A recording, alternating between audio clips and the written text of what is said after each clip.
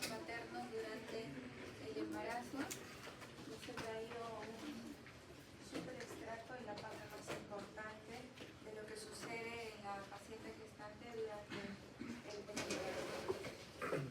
Estos cambios fisiológicos de la mujer van a involucrar adaptaciones anatómicas, fisiológicas y también bioquímicas, que van a lograr hacer de que la gestación sea un proceso natural.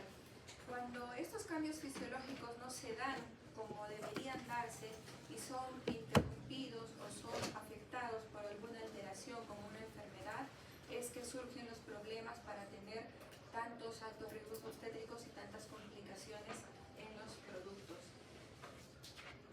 Estos cambios se van a dar gracias a la presencia de la placenta y su conexión con el útero. Tenemos, por ejemplo, los cambios en el aparato reproductor. En el aparato reproductor, como ya ustedes lo han visto, el cambio es evidente a nivel del tamaño y del peso del útero. De pesar 70 gramos va a llegar a pesar 1100 gramos aproximadamente, con una capacidad de 5 litros, que es en un embarazo normal, hasta 20 litros, imagínense cuánto, y esto sucede cuando las pacientes tienen un problema de polidramio, por ejemplo, encima con macrosomía fetal. Es decir, que la capacidad del útero es comparable a lo que pesa, es increíblemente admirable la distensión y la capacidad que pueden tener sus fibras de estirarse. Esta hipertrofia uterina se da en respuesta a las hormonas tanto estrógenos como progesterona. Pero después de las 12 semanas, el incremento va a ser básicamente por la presión que ejerce el feto, la placenta y el líquido amniótico sobre este órgano tan importante. Las contracciones uterinas van a empezar desde el primer trimestre. En el primer trimestre ya tenemos contracciones uterinas imperceptibles y luego en el segundo trimestre van a empezar las contracciones tipo Braxton. ¿Qué diferencia tienen las contracciones de Braxton chico a las contracciones de actividad de trabajo de parto?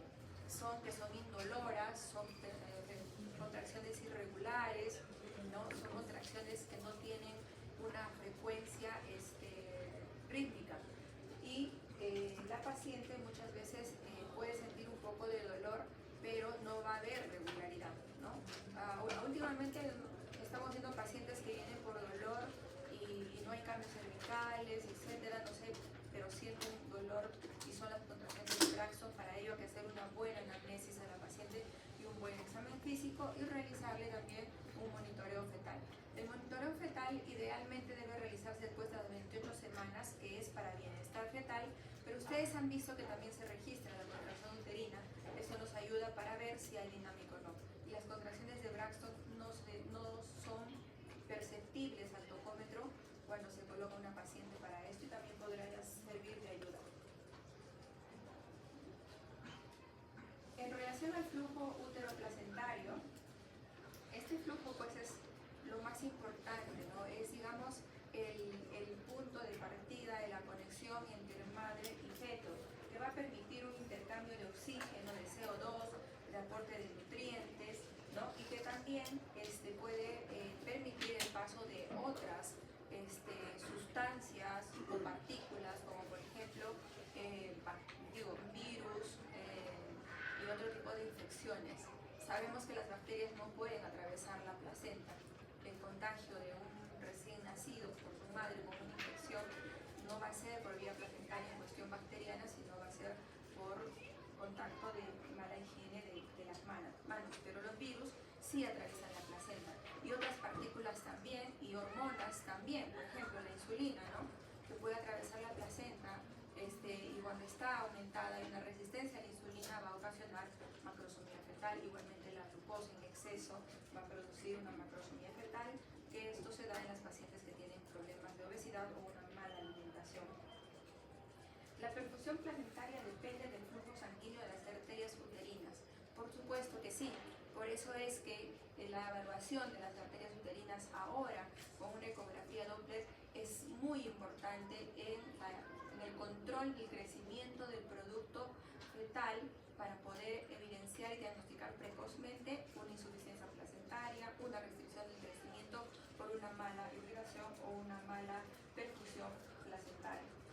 Recuerden también que donde se realiza este intercambio es el espacio intervelloso. La conexión entre el madre y el feto no es exactamente directa, no es una conexión directa como vaso a vaso, es una conexión que está dada gracias al espacio intervelloso. ¿Cómo regula el flujo útero-placentario? La madre va a regular este flujo con una vasodilatación estimulada por los estrógenos. El diámetro de las arterias uterinas se van a duplicar hasta la 20 semana y su flujo va a incrementar hasta 8 veces. Es por eso que cuando hay pacientes con enfermedad hipertensiva preeclampsia, ¿no?, la resistencia de las arterias uterinas está incrementada porque ésta no se ha dilatado como debería dilatarse y no ha sufrido la invasión trofoplástica adecuada para cambiar las arterias espirales, y es la causa, una de las causas por la cual se eleva la presión arterial y se da esta enfermedad. En el cuello uterino, ¿no?, al mes de la concepción el cuello va a estar bastante blando, va a tener una coloración algo azulada, que antes nos servía mucho para hacer el diagnóstico cuando no teníamos ecógrafo. El examen era diagnóstico por examen físico, ¿no? Va a haber un útero más edematizado, con un poco de hipertrofia, hiperplasia, en las glándulas cervicales va a haber mayor cantidad de producción de moco cervical. ¿Y cuál es el objetivo? Es de formar un tapón mucoso cada vez más grueso, menos penetrable, para proteger al producto y anexos. La composición del cuello es principalmente de tejido conectivo, no lo olviden, por eso que este puede dilatarse en el momento que se inicia el trabajo del parto, y hay mínima cantidad de músculo liso para lograr el mantenimiento del embarazo y la dilatación y su reparación durante el posparto. Es decir, que esta característica que tiene de ser tejido conectivo y poco tejido liso hace que este se dilate y luego pueda recuperar su forma después del parto. Las células mucosas, como les dije, producen bastante moco, y esto va a estar también compuesto por inmunoglobulinas y citocinas, que es la primera barrera inmunitaria, ¿no?, del producto de la concepción. Cuando se elimina el tapón mucoso al momento que la paciente inicia el trabajo de parto, o sea prematuro o sea a tiempo, va a tener eliminación de moco con algunos ramitos de sangre. ¿Por qué? Porque el moco está muy adherido a nuestro canal cervical. Ustedes saben que el canal cervical debe medir más de 25 milímetros para que una gestación llegue a término. Entonces, usualmente miden 45 a 35, 50 milímetros, y eso hace que sea un trayecto largo donde el tapón mucoso tiene asiento y la facilidad de mantenerse en esa posición durante todo el embarazo. Son 9 meses en que tiene que estar ahí para cumplir la función que estamos refiriendo. Cuando hay un RPM, el tapón mucoso va a sufrir pues, una afección que hace que pueda perderse, y esto hace que las pacientes que tienen RPM tengan alto riesgo de infección intraútero. Para el diagnóstico de un RPM, cuando no hay una evidente pérdida de líquido, se puede hacer el test de hojas de leche. En los ovarios también vamos a tener cambios, como por ejemplo vamos a tener la presencia del cuerpo lúteo más o menos hasta las 7 u 8 semanas. Se refiere de que la producción de hormonas por este órgano son muy importantes en esta primera parte del embarazo, y que después va a ser reemplazado por la placenta. Hay muchas pacientes que tienen el problema de insuficiencia del cuerpo lúteo y pueden tener pérdidas recurrentes, eso es verdad, por eso que hay que hacer dosaje de nivel de progesterona en pacientes que tienen pérdidas recurrentes. Las trompas de falopio también van a tener un cambio cuando hacemos, por ejemplo, los AQVs, ahí se ven postparto, dentro de las 72 horas, ahí se ven las trompas, están un poco hiperémicas, distendidas, y con hipertrofia. A nivel del perineo también va a incrementar su vascularidad, por eso que hay pacientes que pueden tener incluso hasta varices perineales, y hay pacientes que cuando se les hace la episiotomía sangran mucho. ¿Por qué? Porque esta zona aumenta su vascularidad por una lógica consecuencia del embarazo. En la vagina también va a haber incremento de vascularidad, la vagina se va a tornar también violácea y se va a dar el signo de Chadwick. Recuerden que este signo de Chadwick es en vagina, no en cervix. El incremento del grosor de la mucosa también se da con tejido conectivo laxo, hay hipertrofia de células musculares lisas y producción de ácido láctico. Este engrosamiento de la mucosa es importante, ¿por qué? Porque va a poder tener una mayor facilidad para distenderse durante el trabajo de parto y la expulsión del feto.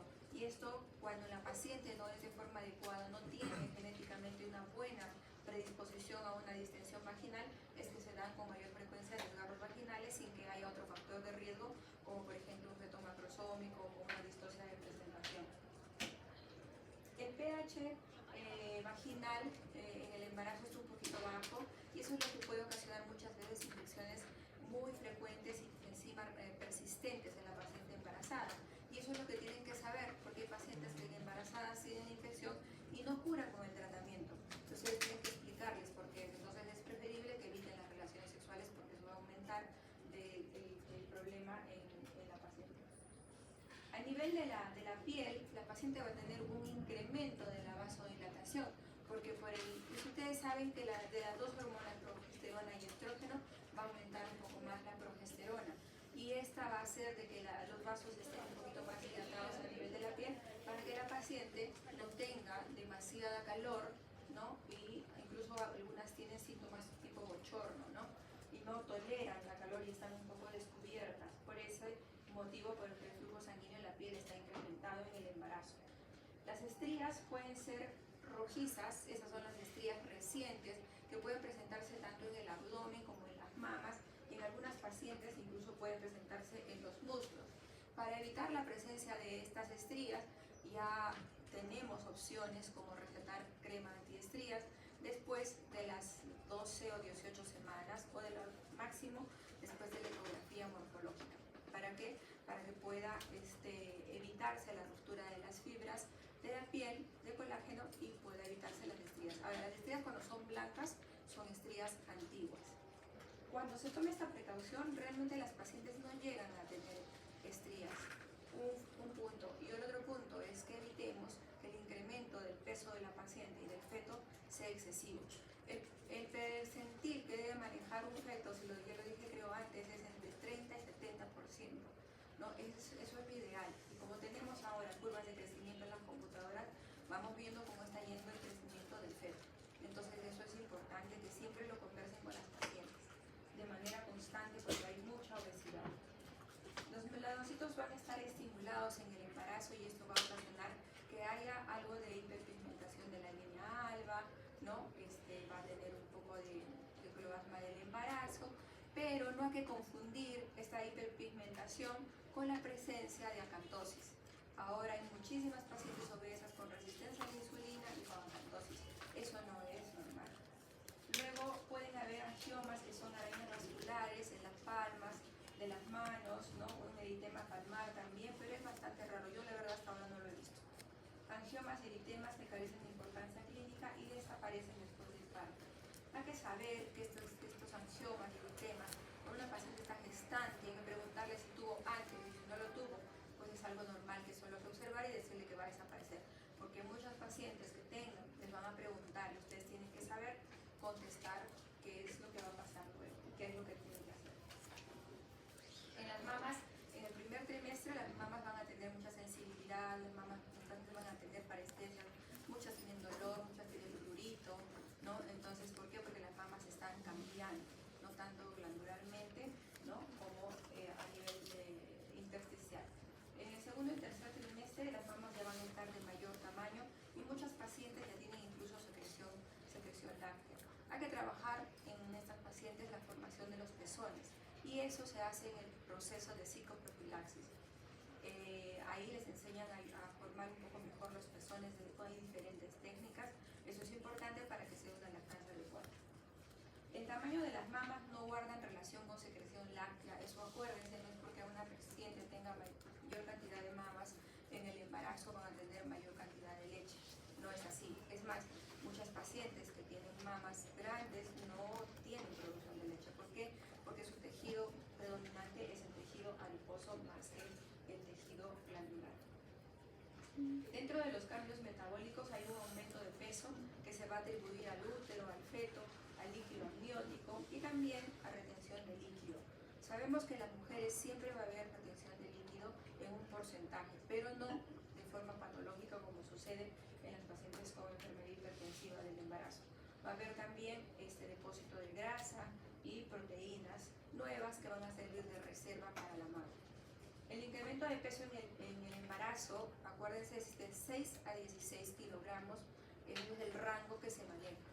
Ya cuando pasa de este porcentaje de incremento de peso, pues ya estamos ante un aro, un factor de riesgo obstétrico, mayor aumento de peso, más de 16 kilos, o en deficiencia, un aumento de peso menos de 6 kilogramos.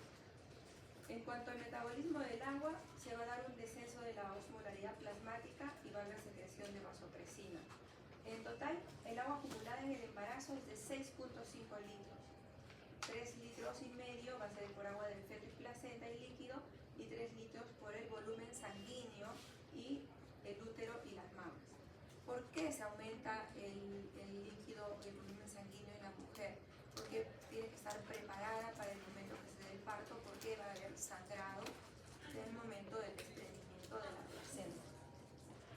Puede haber edema de piernas y de tobillos, pero el edema de tobillos es un edema normal en la paciente gestante.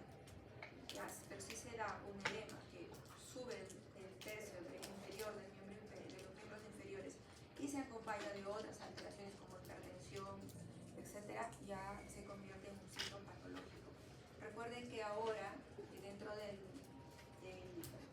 los criterios para enfermedad hipertensiva, preeclampsia, ya no está considerado el edema como uno de los signos o de criterio diagnóstico para preeclampsia. Sin embargo, es un signo importante observar. ¿Por qué? Porque estamos viendo cuánta retención de líquido puede estar teniendo la paciente con este problema de enfermedad, y eso nos da una idea más o menos global. El metabolismo proteico, la concentración de los aminoácidos es más alta en el compartimiento fetal que en el materno por lógica razón. Y esto es regulado por la placenta, que no solo va a concentrar aminoácidos en la circulación fetal, sino también va a retener más proteínas para que se den síntesis proteicas, oxidación, transaminación de aminoácidos no esenciales, y pueda darse la formación específicamente del sistema nervioso central, que es uno de los órganos más complicados de su formación. El metabolismo de los carbohidratos es algo es un punto importante en la gestante, es un punto muy importante, pero hay que saber llevar una alimentación para que no produzca obesidad, que es lo que está dando ahora. Hay un poco de hipoglicemia en ayunas, hay hiperglicemia postprandial y también tenemos cierta hiperinsulinemia, pero esta no debe ser arriba de los valores normales, sobre todo evaluados desde el punto de vista clínico, porque hasta ahorita no he podido encontrar la respuesta con endocrinólogos, o sea, hasta qué valor podemos aceptar que la insulina está bien en una paciente gestante. No lo podemos encontrar. Lo único que me dicen es, depende de la clínica, no del valor de la insulina. ¿Y esto se hace para qué? Porque hay un poquito de resistencia a la insulina en el embarazo, para que haya un buen aporte de glucosa hacia el feto ante cualquier situación. Recuerden ustedes que en el primer trimestre se puede dar la hiperemesis o emesis, y la paciente muchas veces va a estar en ayunas. Y entonces este cambio de la insulina va a hacer de que la paciente esté protegida y pueda tener el feto los elementos que requiera para estar bien. Y habrán visto también pacientes que tienen realmente una hiperemesis severa, con desnutrición, con todo, y los bebés al nacer no tienen mayor problema. Es justamente por estos cambios fisiológicos que se dan en el metabolismo. En cambio, en los cambios metabólicos a nivel de los lípidos, la concentración de lípidos, lipoproteínas y apolipoproteínas aumenta durante el embarazo, con la finalidad de proporcionar a la placenta lípidos para la transferencia de los mismos en el último trimestre, cuando el crecimiento del feto es máximo. Esto es importante. El feto va a crecer en el primer trimestre de acuerdo a su carga genética. En el segundo trimestre va a ser parte genética y alimentación de la madre. Pero en el tercer trimestre, el crecimiento y aumento del peso del feto es exclusivamente dependiente de la alimentación gracias a la glucosa y a los lípidos que ella consuma. Pero si tiene exceso, la placenta también va a pasar glucosa y lípidos en exceso para el feto y vamos a tener los fetos macrosómicos. Hay una actividad lipolítica y descenso de la actividad de la lipoproteína en el tejido adiposo. La leptina se secreta en el tejido adiposo y regula la grasa corporal, sí, la regula, pero cuando la paciente se excede en alimentación, pierde esa capacidad de regulación. ¿Y esto para qué es? Para el gasto energético de la madre. Este incremento en el embarazo se da a partir del segundo trimestre, gracias a la leptina.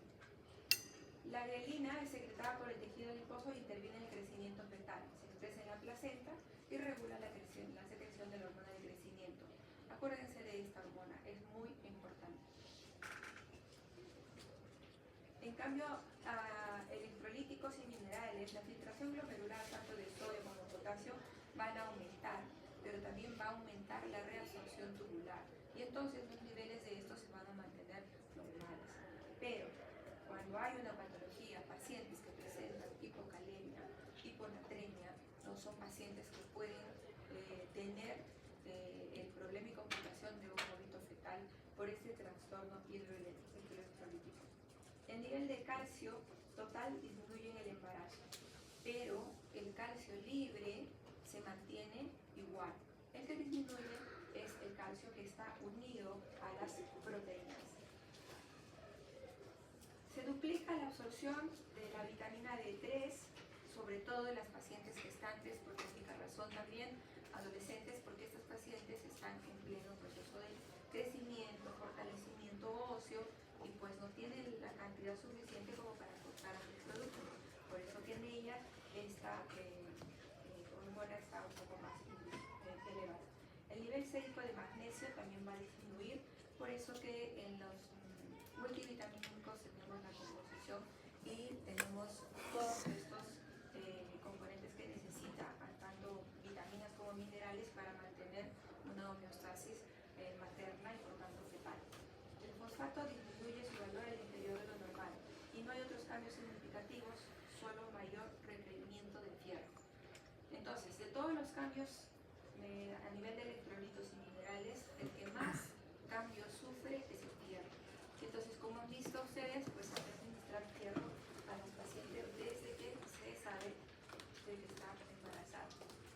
En cambio, los cambios hematológicos, después de las 32 o 34 semanas, va a aumentar el 40 o 45% el volumen sanguíneo de una mujer no embarazada.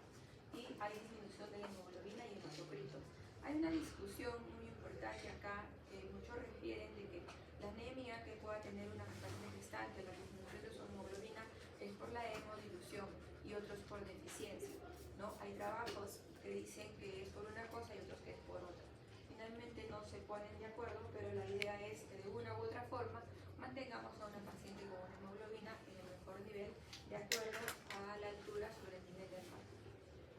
¿Cuáles son las funciones? Es cumplir demandas metabólicas del útero crecido con mayor volumen, un aporte de nutrientes y alimentos para sostener la placenta y el feto, porque recuerden que cuando una mujer no está embarazada, pues no tiene la placenta, no tiene el feto y no tiene el útero crecido. Entonces, todo tiene que cambiar a favor de que se pueda mantener, digamos, entre comillas, un órgano más que aparece en el transcurso de su vida.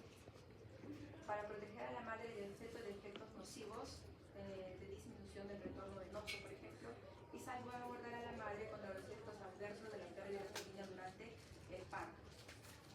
Con respecto a esto del retorno venoso, es importante saber que el retorno venoso de las pacientes gestantes es más lento.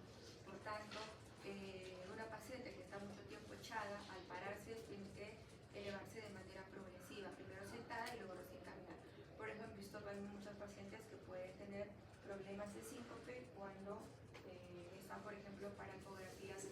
Ahora tenemos ecografías morfológicas que duran a veces una hora, procedimientos como amniocentesis y otros procedimientos que levantan las pacientes y tienen problemas de síncope. Ahí hay que tener mucha precaución con esto. Acá una tablita de cómo va el volumen sanguíneo plasmático y el eritrocitario, y a las 6 semanas después del parto este se recupera como antes del embarazo. En cambio, los hematológicos y el metabolismo del fierro, ya les dije que el fierro es el más importante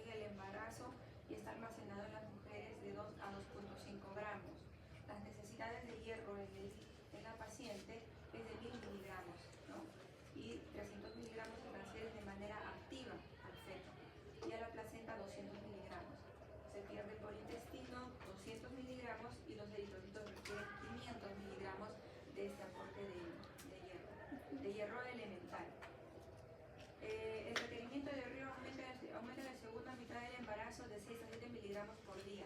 Esta demanda se cubre con la suplementación de hierro y se evita la anemia de la madre. En cuanto a las funciones inmunitarias, cambia el sistema inmunológico de la gestante. ¿Por qué? Porque mucho de una manera que pueda entenderse es que el embarazo es un injerto, ¿no? Entonces tiene que cambiarse el sistema inmunológico para que pueda tolerar este embarazo, porque tiene una carga genética del 50% que viene del padre. Y por eso es que muchos pacientes tienen un problema de infertilidad, de etiología determinar o de causa desconocida, y son pacientes que no logran cambiar su sistema inmunitario y no logran agregar un producto en su vientre. Felizmente esta frecuencia es mínima. Disminuye la secreción de interleucina 2, del interferón y el factor de necrosis tumoral beta. Esto explicaría la remisión de algunas enfermedades. Por ejemplo, la artritis reumatoide de una paciente gestante es mucho menos agresiva y también se inactiva. La esclerosis múltiple, la tiroiditis de Hashimoto. Pero sí se enciende, por ejemplo, el lupus. El lupus es una enfermedad que no es compatible con el embarazo. Y esto debido a los tipos de cambios inmunitarios que se dan.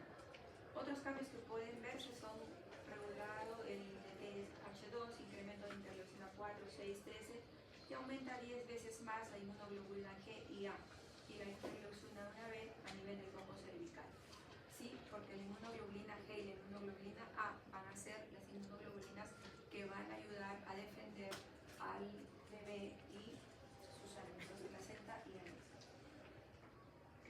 Los leucocitos van a tener una depresión de la quimiotaxis y adherencia de polimorfonúcleos a partir del segundo trimestre.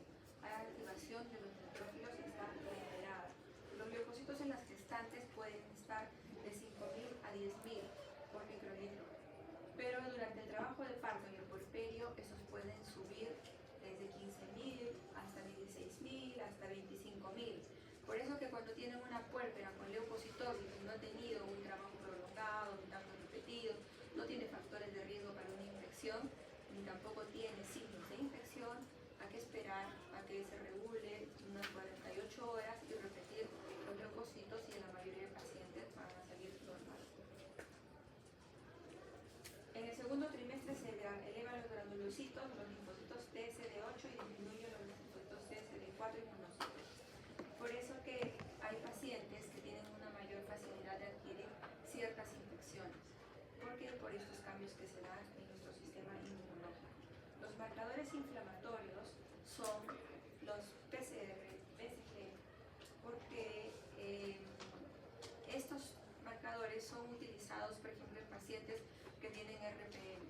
Hay pacientes que hacen ruptura prematura de membranas cuando tienen 28, 29 semanas, y nosotros queremos que este bebé nazca a las 34 semanas o más, y tratamos de llevarlos hasta esta edad gestacional mínimo 32 semanas.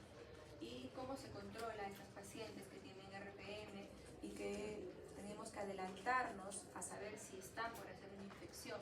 Son con PCR y BCG, que se hace control cada 72 horas. Cuando se elevan estos parámetros, hoy hay otros factores más, se tiene que terminar la gestación, porque si no se hace podemos terminar con una coronavirus. Nos ayuda bastante a nivel de control en una RPM. La coagulación y la fibrinolitis están aumentadas, las dos, y más aún en un embarazo múltiple, pero permanecen balanceadas para mantener la homeostasis.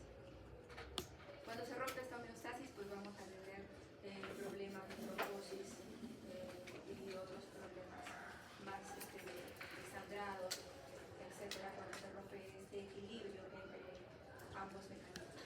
Las plaquetas van a estar disminuidas por la hemodilución y probablemente por un incremento en el consumo de estas.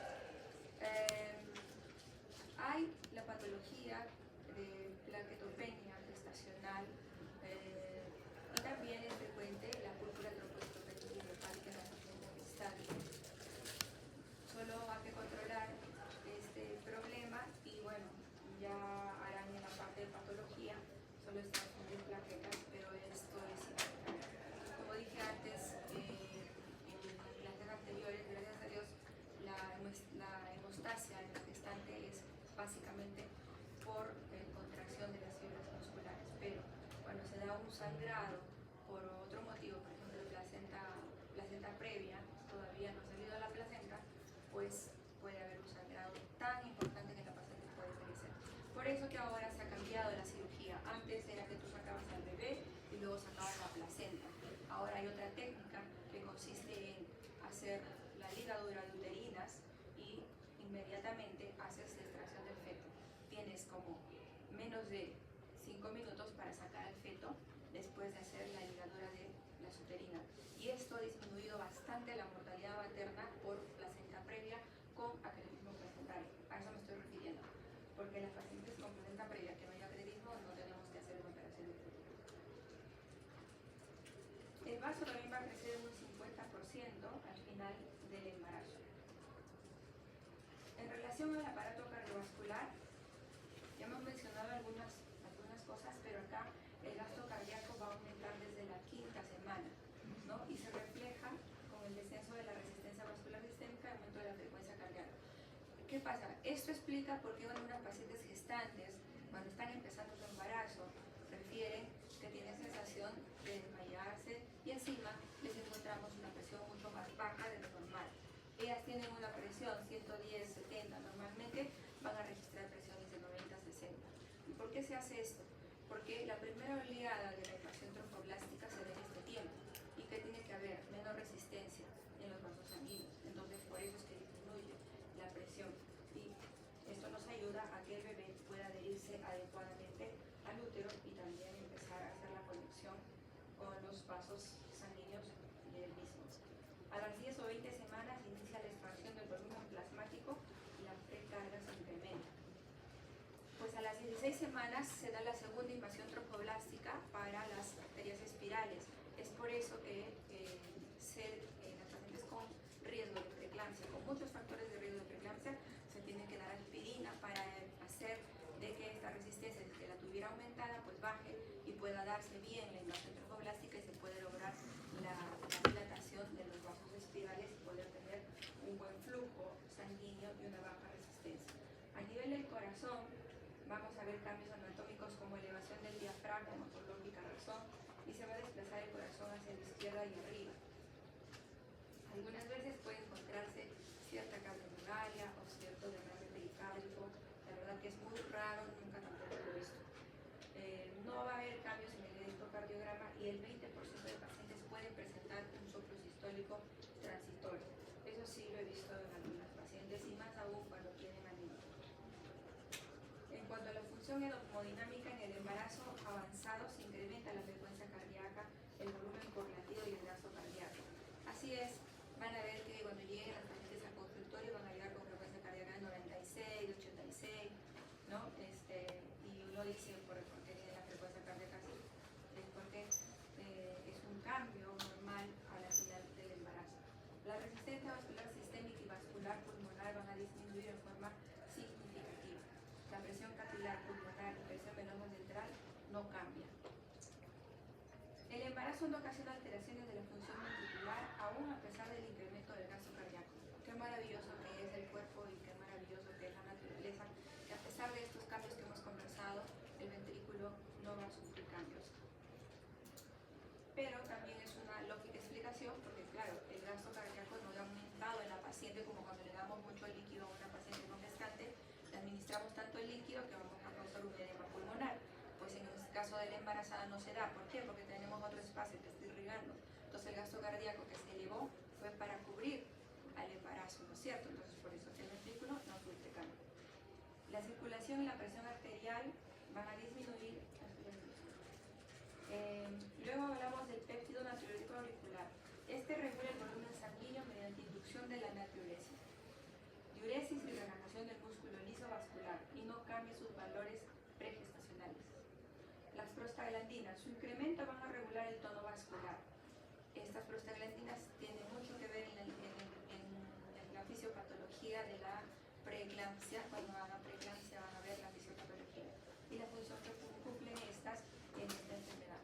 La prostaglandina E tiene una función natriurética y la I, principal prostaglandina del endotelio, regula la presión arterial.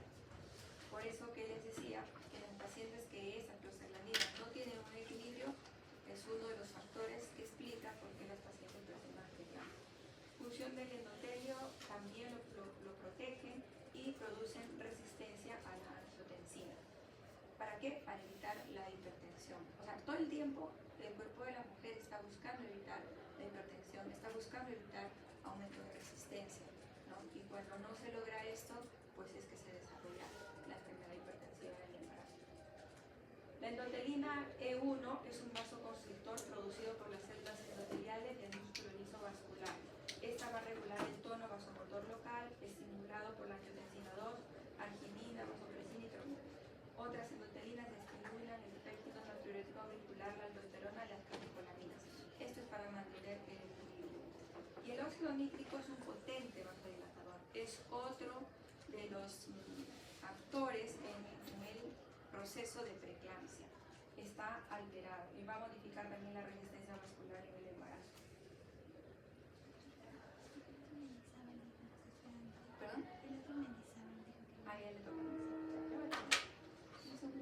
El aparato respiratorio, en el aparato respiratorio solo resaltar un aumento de volumen del grupo respiratorio y existe un poco de hiperventilación en las pacientes que ustedes puedan ver. A nivel de riñón va a haber un cambio en el flujo sanguíneo renal, aumenta de 300 a 1400 mililitros. Y el flujo plasmático renal va a aumentar de 200 a 800.